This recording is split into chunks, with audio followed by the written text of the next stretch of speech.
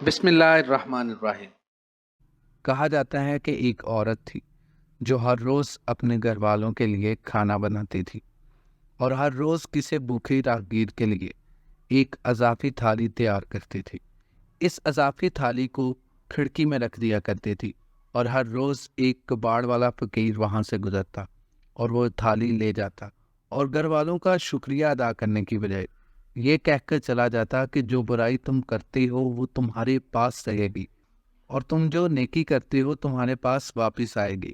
रोजाना फकीर थाली उठाता और वही अल्फाज दोहराता, जो बुराई आप करते हैं वो आपके साथ रहती है और जो अच्छाई आप करते हैं वो आपके पास वापस आती है। औरत को गुस्सा आने लगा, क्यों ना इस शख्स ने ना तो शुक्रिया अदा किया था और ना एहसान का बदला दिया था। वो अपने आप से कहने लगी, ये फकीर हर रोज यहाँ से गुजरता है और यही जुमला दोहराता है और फिर चला जाता है। एक दिन इस औरत ने अपना जहन बना लिया और फैसला किया कि इस फकीर से छुटकारा हासिल कर लूंगी।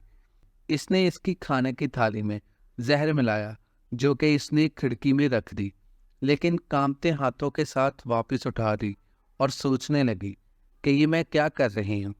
इसने फौरन अपने आप से कहा और इस थाली को जलने के लिए आग में फेंक दिया। फिर एक और थाली तैयार की और वो खिड़की में रख दी। हस्बे मामूल फकीर आया और थाली ली और बोला, तुम जो बुराई करते हो वो तुम्हारे साथ रहती है और जो अच्छाई तुम करते हो वो वापस आ जाती है। वो औरत के दिमाग में भड़कती हुई कश्मकश से बेखबर था, अपने रास्ते पे चला गया।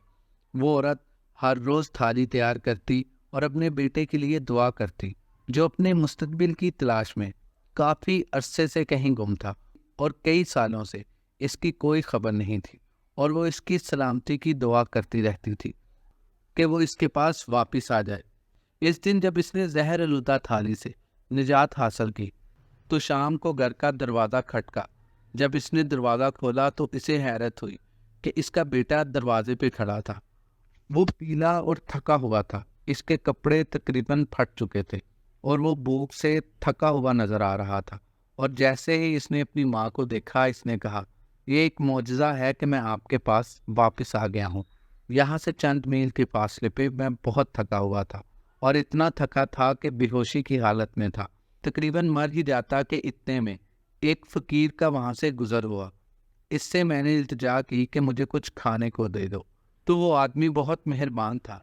इसने बगैर कुछ कहे मेरी तरफ एक थाली बढ़ा दी और जिसमें से मैंने खाना खा लिया, और चाहते हुए वो मुझे ये कह गया कि ये मेरा रोज़ का खाना है, लेकिन आज मुझसे ज़्यादा इसकी ज़रूरत तुम्हें थी।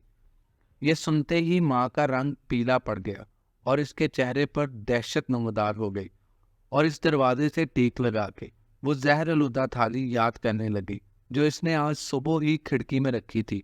अगर वो इस थाली को उठा के आग में ना डालती तो इसका बेटा ही वो खाना खा लेता और इसकी जान से हाथ धो बैठती।